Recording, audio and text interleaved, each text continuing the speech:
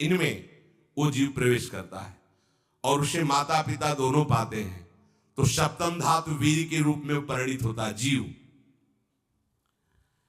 वो वीर कण के रूप में माता के उदर में जब प्रवेश करता है तो एक रात्रि में मां का और पिता का दोनों का वो जो वीर मिलता है, उस रज और वीर के मिलने से एक कलल सा बनता है।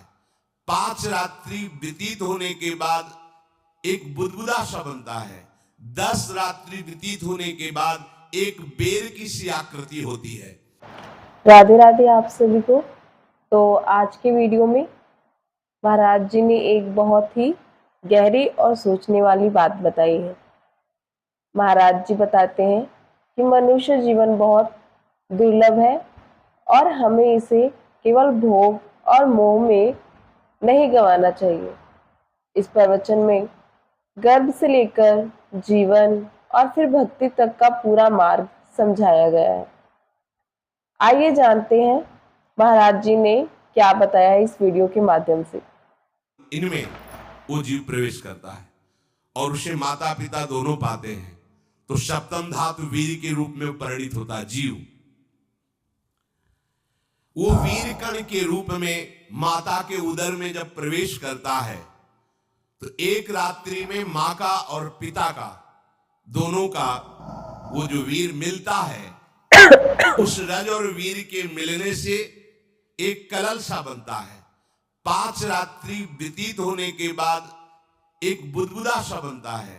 10 रात्रि व्यतीत होने के बाद एक बेर की सी आकृति होती है। फिर उसके बाद उसमें धीरे धीरे मांसपेशियां बढ़ने लगती हैं। 1 महीने में उसके सिर निकल आता है।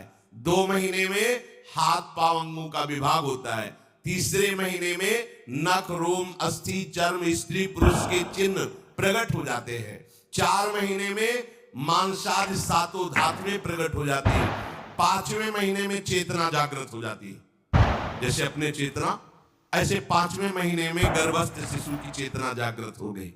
ऐसे 5वें महीने में गर्भस्थ शिशु की चेतना जागृत हो गई।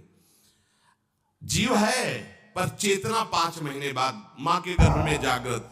अब उसे भूख लगती है, प्यास लगती है, वहां की तापमयी जलन पीड़ा, छोटे छोटे कीड़ों के द्वारा काटना, 6ठे मास में झिल्ली से लिपटा हुआ मां की दाहिनी कोख में कीड़े की तरह तड़पता है।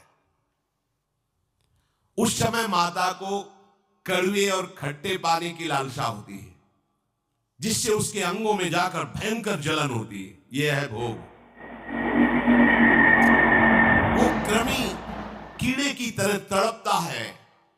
मलमूत्र के गड्ढे में बीच में झिल्ली में बंधा हुआ वो जीवात्मा सुकुमार तो होता है, वहां के कीड़े उसे नोचते हैं छोटे छोटे, वो तड़पता है।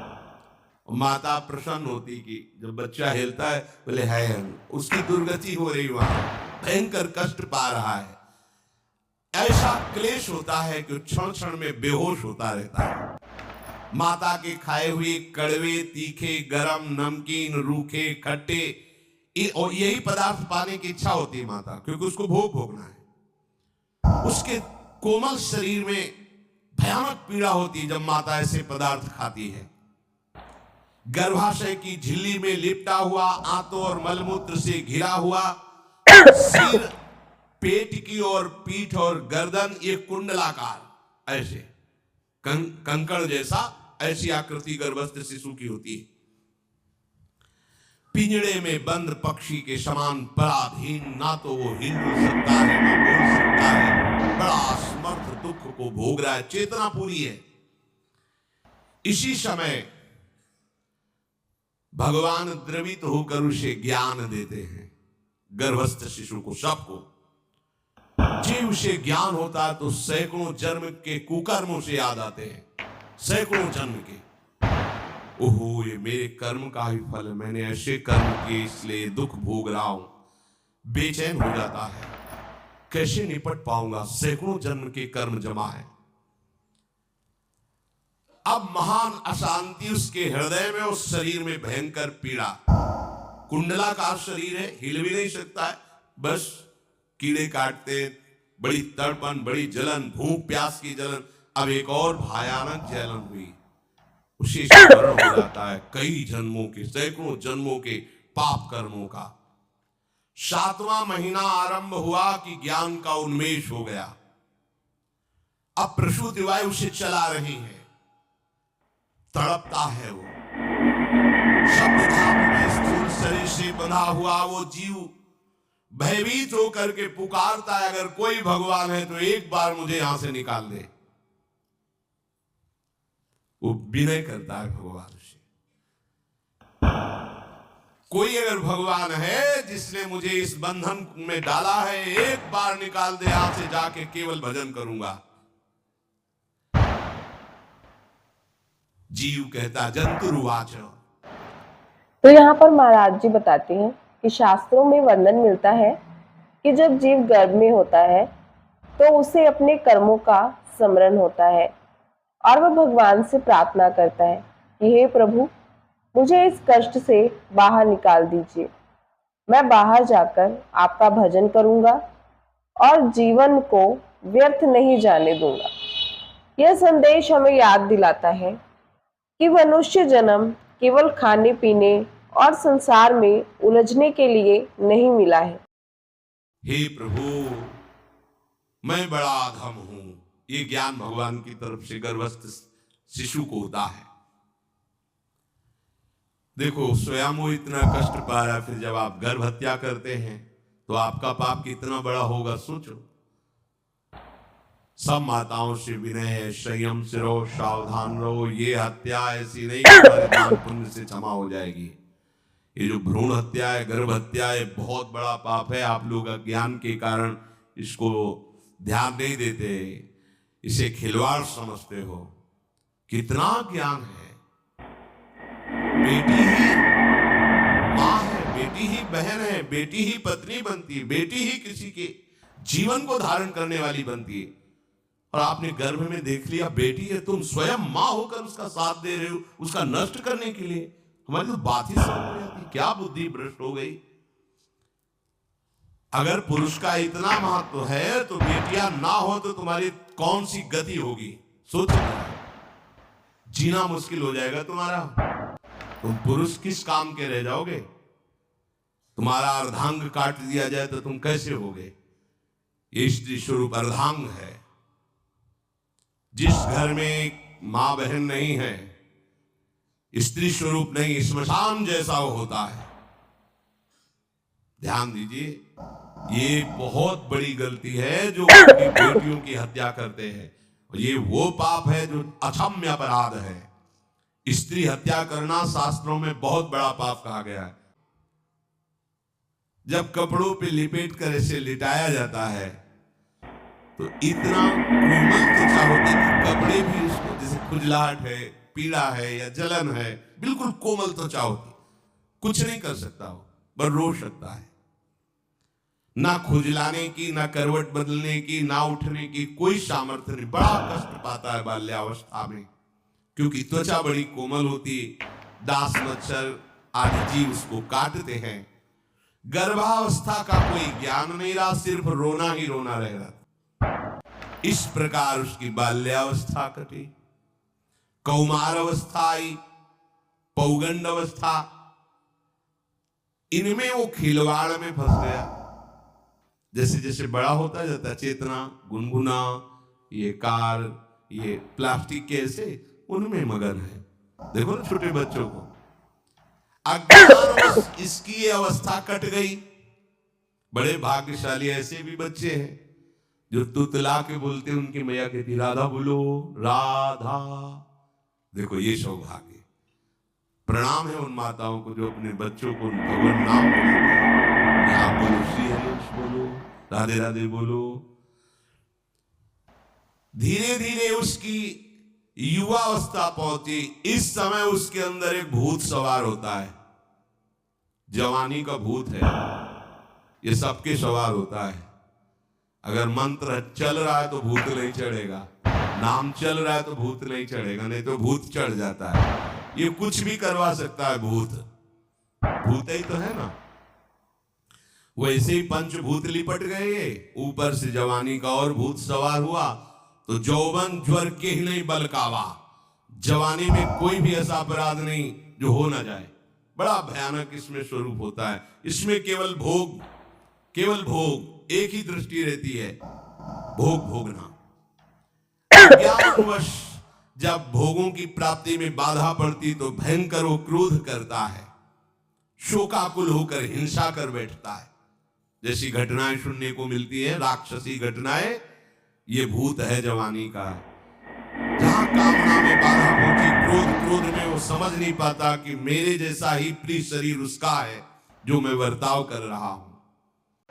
तो यहाँ पर महाराज जी बताते हैं कि जन्म के बाद धीरे धीरे जीव संसार, परिवार, इच्छाओं और मोह में इतना उलझ जाता है कि वह भगवान से किए अपने संकल्प को भूल जाता है। समय निकलता जाता है और मनुष्य वही कर्म दोहराने लगता है जो उसे फिर दुख की ओर ले जाते हैं। इसलिए सत्संग और भगवान का स्मरण बहुत जरूरी बताया गया है। जैसे जैसे देह बढ़ता जाता है, पुष्ट होता जाता है, वैसे वैसे भोग वासना और अभिमान बढ़ता जाता है। वो काम परवश होकर अपना नाश करना शुरू कर देता है। यौवन, वो फिर खोटी बुद्धि वाला वैसे ही पाप करने लगता है जिन पापों के कारण उसकी दुर्गति हुई थी, नरक आदि की, और मार्ग गर्भ में आया था। देहाभिमान वश निरंतर मैं करूंगा, मैंने भोगा, मैं वो भोगूंगा। उसे ये ज्ञान नहीं रहता कि मैं वादा करके आया हूं कि भजन करूंगा और इस संसार से मुक्त हो जाऊंगा। इसी शरीर से उसको फिर भयंकर कष्ट भोगने पड़ेंगे। इसी का नाम संसार चक्र है। अगर कहीं उसे सत्संग मिल जाए, सन्मार्ग में चल दे, तो माया भेजती है दो प्रकार के लोग उनको भ्रष्ट करने के लिए। एक जिह्वा रसेंद्री को और एक उपस्थेंद्री जनेंद्री के भोगों का समागम भेजती है। फिरी भोगो, ध्यान रखना, शास्त्र है, सत्य एक एक अक्षर है। जब किसी को सत्संग मिल जाता है तो सत्संग का प्रभाव होता है भगवत मार्ग में रुचि पैदा करना, प्रभु अच्छा करना, प्रभु का नाम जप करना, सत्य मार्ग में चलना। जब तुम सतमार्ग में चलोगे तो दो प्रकार के लोग भेजे जाएंगे। बढ़िया हलवा, बढ़िया खीर, रबड़ी, लो प्रभु, पाव, आरोगो, रसेंद्री और फिर जनेंद्री। फिर कोई परेशानी नहीं, भोगिए आप। फिर वो ऐसे विषयी पुरुषों का संग करके वैसे ही पहले की तरह फिर पाप करने लगता है। बहुत होश में, बहुत होश में। इनको ऐसे लोगों का संग कराया जाता है जिससे सत्य, शौच, पवित्रता, दया, संयम, लज्जा, क्षमा, यश, मन इंद्री का संयम, ये सब सद्गुण नष्ट हो जाएं, ऐसे लोगों का संग कराया जाता है। ऐसे लोग बहुत हैं। वो आपको पैसा खर्चा करके वो आपको भोग दिलाएंगे। भोगो भैया, आप इनके लिए नहीं भगवत मार्ग में आए हो, आप प्रभु की प्राप्ति के लिए आए हो। बच्चों सावधान, ये देखो शास्त्र कह रहा है रसेंद्री और जनेंद्री दो की सुविधा देने वाले लोग मिल जाएंगे। अत्यंत सोचनीय, मूढ़, देहात्मदर्शी ऐसे असत पुरुषों का संग करके भ्रष्ट हो जाता है। अच्छा, वो आग लगा दिए, वो चल दिए, फिर नहीं देंगे। अब यहाँ पर महाराज जी कहते हैं कि जीवन में संगति बहुत बड़ा प्रभाव डालती है। अच्छी संगति मन को भगवान की ओर ले जाती है और गलत संगति मन को भटकाती है। इसलिए ऐसे लोगों और आदतों से दूरी रखनी चाहिए जो हमें क्रोध, लोभ, अहंकार या केवल भोग की ओर ले जाते हैं।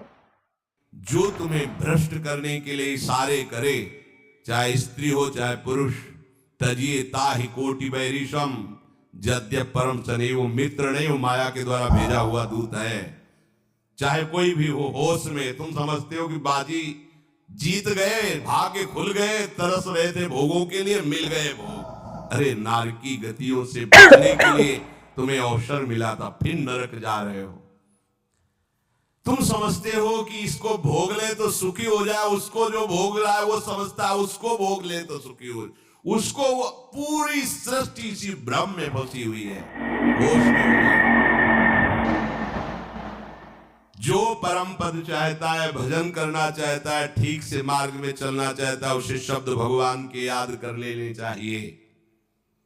चाहे वो स्त्री हो चाहे पुरुष, जो तुम्हें गंदी बातें सिखाए, गंदी बातें दिखाए, गंदी बातें करने के लिए प्रोत्साहन दे, जाके संग कुमति मति उपजय, करत भजन में भंग तजोरे मन हरि विमुखन को संग।